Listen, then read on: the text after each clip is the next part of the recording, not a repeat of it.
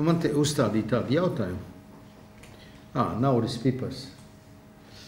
Jā, starp citu, Naurim es gribētu nodot sveicienu. Es izlasīju viņa vēstulī, ja? Tā kā reko viņa ir. Paldies par labiem vārdiem. Tad mazliet pārslavējat mani, bet nu labi.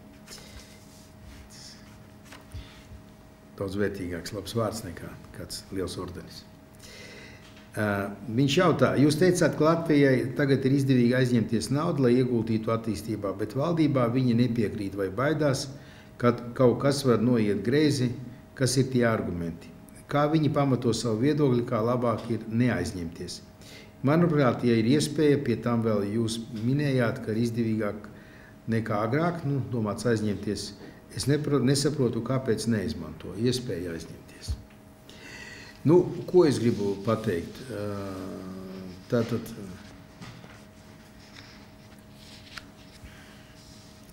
Lemberga domās neieklausījās valdošā koalīcija, premjere, finansu ministrs.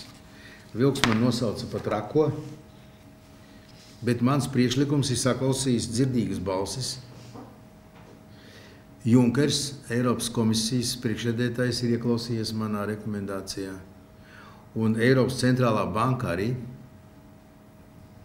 Un ir viens izvirzījis Junkers ekonomikas sildīšanas plānu par 300 miljardiem eiro un Eiropas centrālā banka pa 1 triljonu eiro.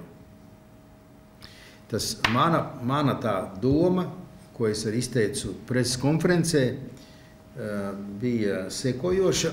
Samazinās ārējais parāds 3,5% no IKP. Tad tie ir IKP faktiskajās cenās. Es piedāvāju, ka kāda jēga ir tik strauji samazināt ārējo parādu procentos no IKP, ka vai nu viņu vispār nesamazināt, atstājot 40% līmenī, ja arī samazināt mazāk, un to naudu ieguldīt Latvijas attīstībā. Skaidrs, ka kredīts ir jāatdot, bet vienkārši to summu, par kādu atdot kredītu, Latvija izlaiž, 10 gadu valsts parādzīmes, tas aizņemšanās procents tur ir 2 un mazāk procenti, un attiecīgi tad parādās šie 2,3 miljardi uz 15. gadu papildus resursi, un ka šis varētu būt tas resurs, ar kuru varētu attīstīt, tad sildīt Latvijas ekonomiku un attīstīt Latviju. Protams, jautājums ir, kur tad to naudu ieguldīt?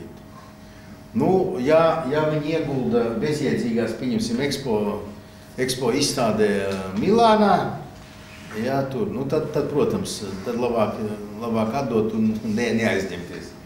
Vai arī konfetis kāds pirks, vai tur visāds tāds bezjēdzīgas patēriņam, jā.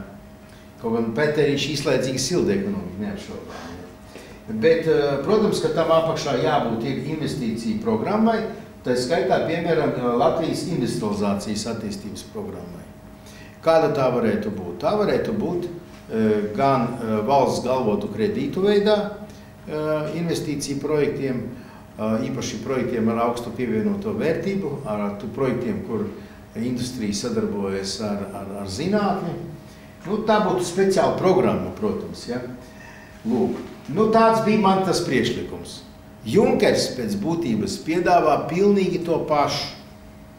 Ja runa par lieliem projektiem, un ka šiem projektiem nauda, kas tiek aizņemta, tur speciāls fonds tiek veidots, nav svarīgi, ja? Tas ir tas pats. Tiek aizņemta nauda, un šiem projektiem tiek atvēlēta līdzekļi, kuri netiek uzskaitīti šajā te parāda proporcijā. Vismaz tāda to šobrīd ziņa. Viss. Tas ir mans priekšlikums. Attiecībā uz Latviju 1,3 miljardi. Protams, ka vajadzīgi projekti, nav šaubu. Protams, ka nedrīkst viņu noēst. Bet ir projekti, kuru var un vajag ieguldīt. Protams, kas palielina Latvijas konkurētspēju un vidējā vai termiņā, vai varbūt ilglaicīgā termiņā Latvija vairāk nopelnīs. Tāda ir tā jēga, ja tai naudai jābūt ar atdevi. Lūk, tā kā man ir liels prieks paziņot, ka Vilks izrādījies ļoti švaks ekonomists, ļoti švaks, Un, diemžēl, visa valdošā koalīcija, es viņiem oficiāli izteicu pēc vēlēšanām, Rīgā visi sēdēja pie galda šādu plānu. Nu, Junkera plānu viņi saka, jā, vajag. Tā, kad es piedāvāju, nē, tas ir ļoti slikti.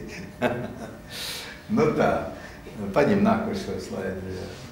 Ja, kas attiecas uz Latvijas ārējo parādu, nu, te ir 13. gads, 14. gadā, kā es jau redzēju, 40% un 15. gada beigas 35%. Nu, tad mēs esam pie tā gala, kur ir ļoti zems tas ārējais parāds.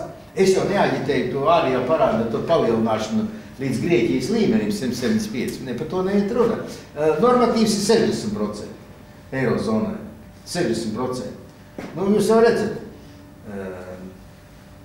tas viss 60%, nu, Vācijai 77%, Lielbritānijai 87%, Francijai 92%, Beļģijai 105%, Itālijai, kas mums tad spiež, lai mēs piedalījāmies eksportā izstādē, 128%. Ja?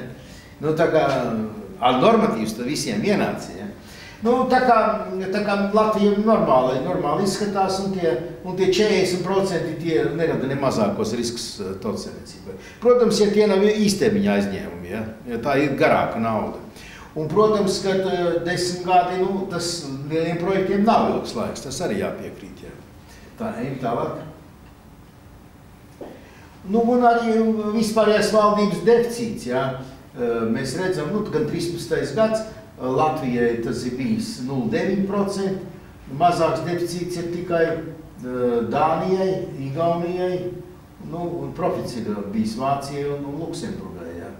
Bet pie kā tas noved šāda veida ekonomiskā politika, ko realizē un uzspiež no 2009. gada. Nu, pirmkārt jau Vācija, valūtas fonds, Eiropas komisija noved pie tā, kad šobrīd ir deflācija, jau ekonomika stāv, un tagad vajag ķerties centrālajai bankai 1 triljonu. Ko nozīmē 1 triljonu? Tas nozīmē devalvēt eiro, un viņš arī tiek eiro devalvēts. Es teicu, ka 2009. gadā Latvijā to pašu vajadzēja darīt. Mums ieteica, ka nē. Nu, redz, un pie kā tas noved pie tā, ka to tāpat vajag darīt. Ne tikai ne 9. gadā, bet tagad. Amerikāņi to pielietoja, ja? Viņi palīdzēja bankām, ja? Bankas šo naudu ieguldīja, nu, tur vienu daļu spekulatīvos vērtspapīros, protams, bet vienu daļu ieguldīja šajā te slānekļa naftas un gāzes ieguvē. Tur. Nu, kā viņi tagad pie tās zemās cenas turies, redzēsim, bet es domāju, ka viņi izdzīvos. Nu, divas ekonomiskās politikas, nu, kāds rezultāts? Mēs redzam, ja? Amerikā pieaugums IKP koprodukta 5%, ja? Eirozonā tur tuvu nulē. Nu, ot viss stāsts. Tā kā paldies, Junkera kungs, jūs ieklausījāties mani, un arī Centrālo banku es apsveicu, ka ieklausījāties mani, bet nevis vilkā. Vilkam pasi vilka. Paldies!